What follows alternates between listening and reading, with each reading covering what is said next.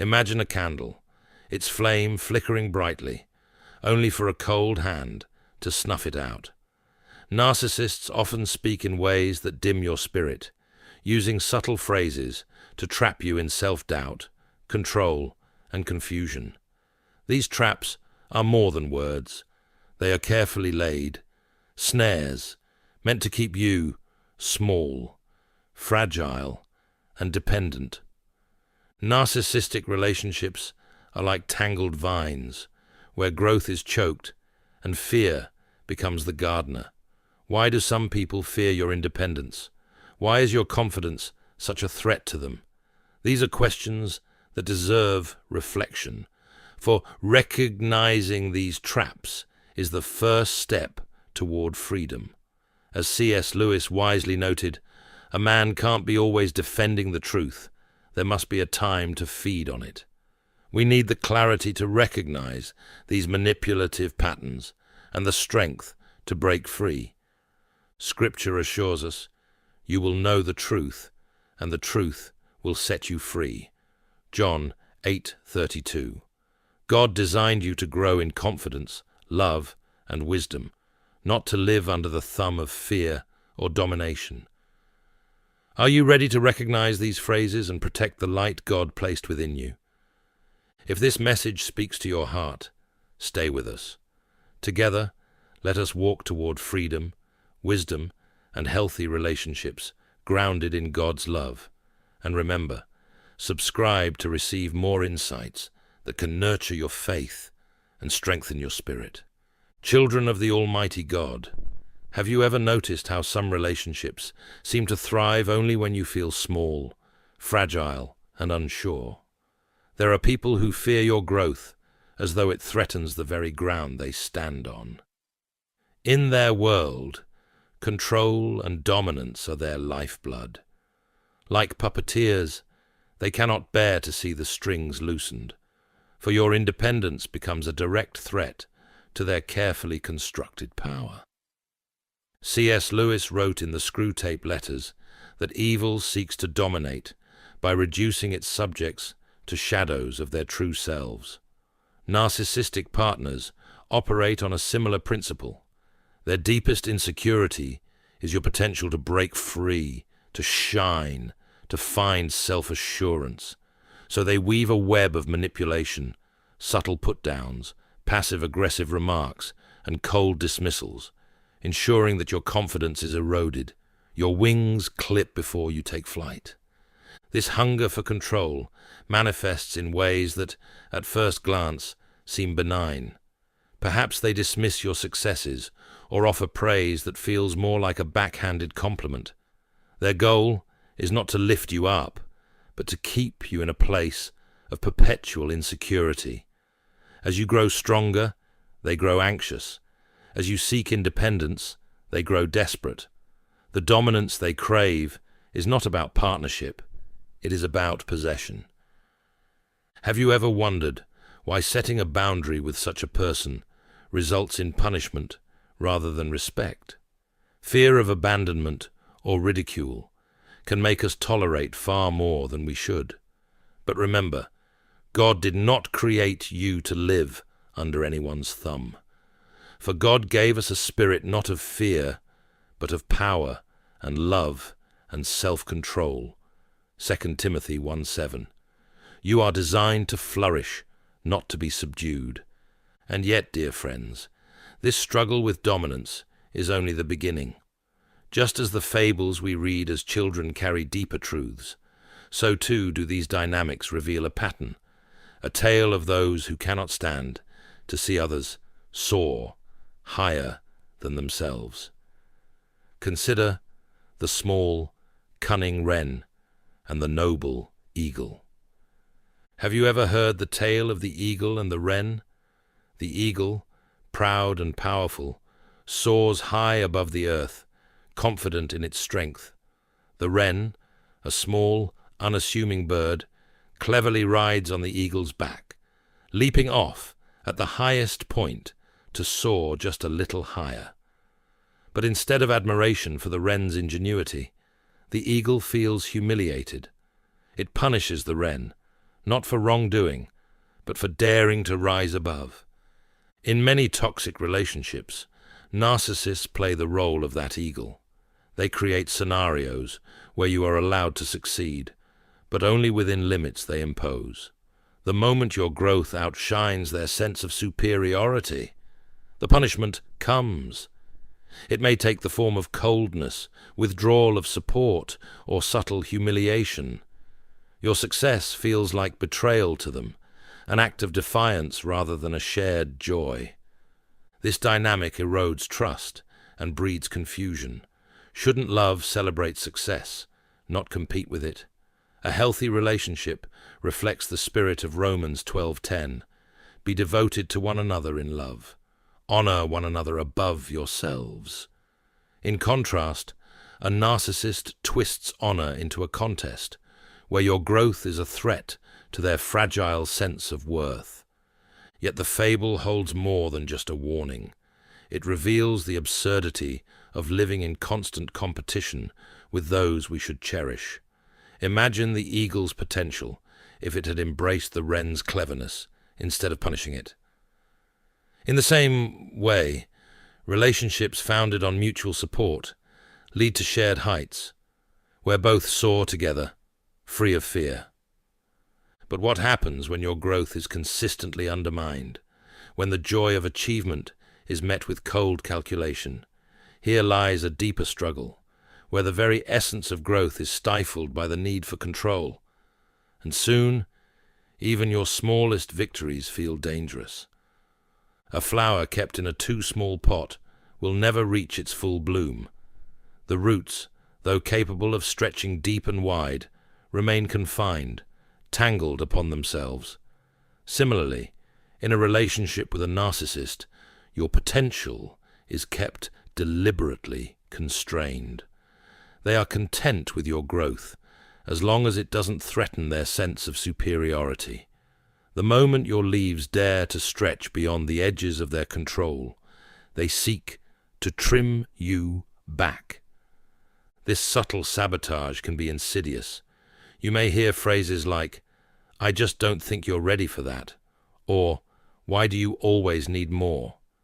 These words are cloaked in concern, but their true purpose is to plant seeds of doubt. In contrast, a healthy partner sees your growth as a shared joy, a mutual triumph where both souls are lifted higher. Consider what C.S. Lewis once wrote, "Love is not affectionate feeling, but a steady wish for the loved person's ultimate good. Genuine love rejoices in the success of the other, but a narcissist's love is a reflection of their own insecurity. Their fear of being outshined keeps them locked in competition, unable to provide the encouragement that fosters real growth. When your achievements are met with jealousy, or when your dreams are subtly undermined, it's a sign that the soil beneath you is poisoned by competition. God designed us for relationships that spur one another on toward love and good deeds. Hebrews 10:24. Relationships where growth is mutual, not a battleground for dominance. But what happens when you try to protect yourself, to set boundaries against this stifling control? The backlash can be severe, like a storm unleashed on a fragile garden. A fortress without walls is vulnerable to every enemy. Boundaries are those protective walls, defining where you begin and where others end. Yet in a relationship with a narcissist, setting boundaries is seen as an act of rebellion. Instead of respecting your limits, they respond with punishment, subtle or severe, designed to tear down those walls you're trying to build. You may face silent treatment, passive-aggressive remarks, or outright humiliation. They may abandon you emotionally or physically when you assert your needs. Why? Because boundaries represent equality and autonomy. Things a narcissist cannot tolerate. To them, your independence is a threat to their control. Like a ruler whose authority is questioned, they punish to restore dominance. Think of the story of Samson and Delilah, Judges 16. Each time Samson tried to protect his strength, Delilah's persistence wore him down until his defenses fell. In the same way, a narcissist chips away at your resolve, making you question whether your boundaries are worth the struggle. But remember, God calls us to live with dignity and self-respect. Above all else, guard your heart, for everything you do flows from it. Proverbs 4:23. Setting limits is not an act of defiance, it is an act of self-preservation. Healthy relationships honor boundaries because they honor the person who sets them. But with a narcissist, each boundary you erect becomes a trigger for punishment, a test of your resilience. And so fear sets in, fear of what might happen if you say no again, if you assert your worth just one more time. This fear, like a shadow, begins to loom larger over your life. Fear is a relentless captor, lurking in the corners of a narcissistic relationship. It slips in quietly, at first barely noticeable, but soon becomes a constant companion. Fear of abandonment, fear of saying the wrong thing, fear of triggering an outburst.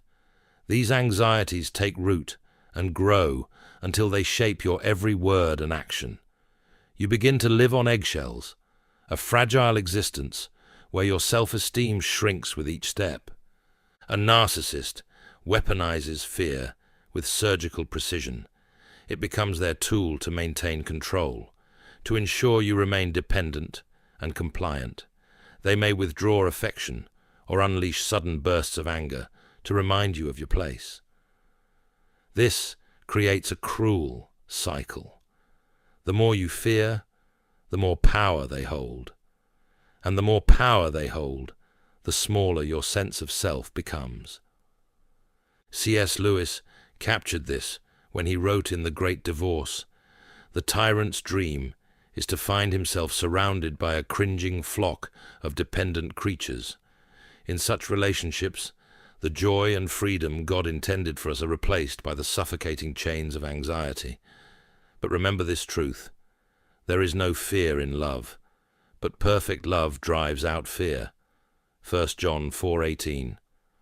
God's love is not one of coercion or terror. It is a love that liberates and strengthens. In a healthy relationship, fear fades in the light of trust, mutual respect, and grace.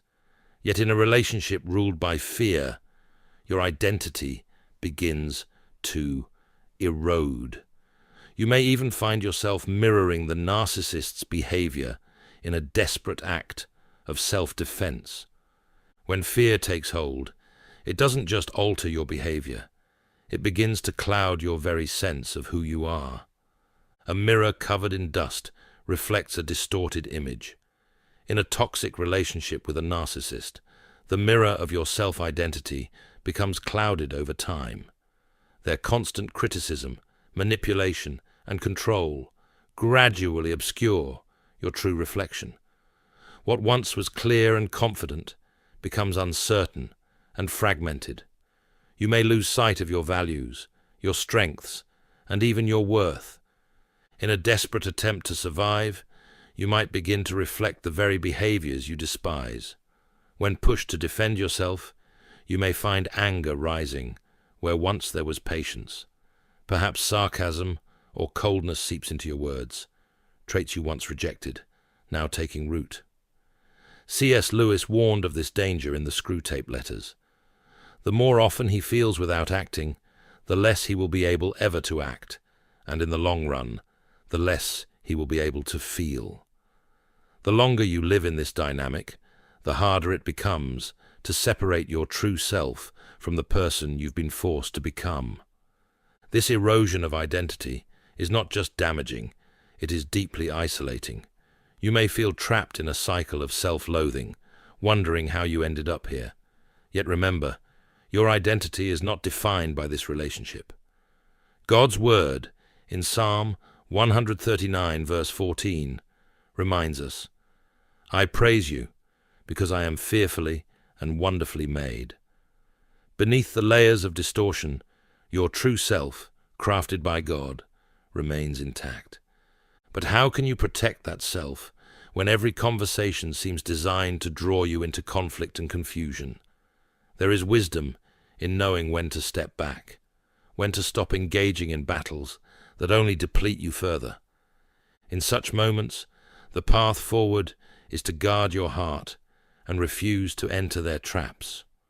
C.S. Lewis once wrote, "The safest road to hell is the gradual one, the gentle slope, soft underfoot, without sudden turnings, without milestones, without signposts."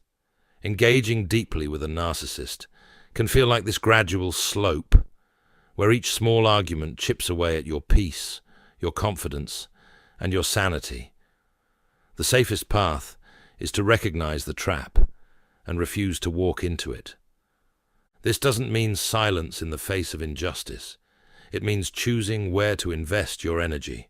In Proverbs 26:4, we are warned, "Do not answer a fool according to his folly, or you yourself will be just like him." Protecting your spirit sometimes means disengaging, not as an act of surrender, but as an act of wisdom and self-preservation. True engagement is meant for relationships where growth and understanding flourish. And in such relationships, you'll find encouragement, not competition, as the foundation for genuine connection. A healthy relationship is like rich soil, where two plants grow side by side. In such soil, roots run deep and branches stretch wide, supported by nourishment and care. This is the essence of love that thrives. Each person's success nourishes the other. In this fertile ground, competition withers and encouragement blossoms, allowing both to reach for their highest potential. When love is genuine, it doesn't fear another's growth. It delights in it. Your partner's achievements are not threats, but shared joys. Just as two trees in a field benefit from each other's shade and shelter, so too do hearts that support one another. There is no need to diminish one person to elevate the other. True love understands that both can rise together. In these relationships, you are free to dream boldly, knowing that someone believes in you. You are not walking a tightrope of insecurity. You are walking a path of trust. Encourage one another and build each other up, as Paul writes in 1 Thessalonians 5:11. Love thrives not by constricting growth, but by celebrating it. Each step forward is a step taken hand in hand, without fear of who might outpace the other. C.S. Lewis described love as a steady desire for the beloved's ultimate good. This kind of love makes space for growth, for learning, and even for failure. It offers a safe harbor where self-doubt is met with reassurance, and where your worth is never contingent on your performance. In such relationships, your identity is secure, not constantly threatened or undermined. In contrast to toxic dynamics, a healthy relationship is built on mutual support rather than competition. Success is not a solitary journey. It becomes a shared victory. When one partner achieves a goal, the other celebrates wholeheartedly, knowing that every success lifts them both higher. There is no shadow of envy, only the light of encouragement. When love is free of fear, trust becomes the foundation. Instead of questioning motives or fearing betrayal, you rest in the certainty of mutual respect. Your partner's support is not conditional. It is woven into the very fabric of your connection. Their encouragement is like water to your roots, strengthening you to face the challenges of life with confidence. In these relationships, growth is not stifled by insecurity or undermined by manipulation. Instead, it is nurtured by honest communication and shared joy. You are not measured against each other, but uplifted together. There is no need for pretense, no fear of failure, only the freedom to become the person God created you to be. The beauty of this dynamic lies in its reflection of God's love for us. Just as He encourages us, forgives us, and strengthens us, we are called to do the same for those we love. Love is patient. Love is kind. It does not envy. It does not boast. It is not proud. 1 Corinthians 13:4. True love creates an environment where growth is inevitable, because it is rooted in grace. When love flourishes, both individuals flourish. Boundaries are respected, dreams are encouraged, and achievements are celebrated.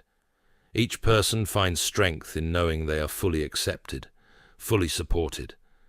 This is the kind of love that reflects divine design, a partnership where neither person is diminished, but both are empowered. In such fertile soil, there is no place for fear or control. Instead, there is freedom, encouragement, and growth. This is what God desires for each of us, relationships that nurture, protect, and inspire. When we experience this kind of love, we are not just living, we are thriving. In this life, dear friends, we are called to walk in truth and freedom, not in fear and control. If you've seen the shadows of manipulation, dominance, or isolation clouding your relationships, know this: God has created you for more. He has equipped you with the wisdom and strength to set boundaries, protect your spirit, and nurture healthy, life-giving connections. Take a moment to reflect. Where in your life do you see the signs of these traps? Are there places where fear or guilt has taken root, where your identity feels clouded or confined? Remember, breaking free begins with recognizing the truth and holding on to it. As Isaiah 41:10 assures us, "Do not fear, for I am with you. Do not be dismayed, for I am your God. I will strengthen you and help you. I will uphold you with my righteous right hand." I invite you to share your thoughts in the comments below. Perhaps declare a simple truth: I choose freedom and God's light. Your voice matters, and your journey encourages others who may be facing the same struggles. If this message has touched you, consider sharing it with someone who needs to hear it. And don't forget to like and subscribe for more content that strengthens faith and fosters growth. May you walk boldly, with a heart anchored in God's love and truth.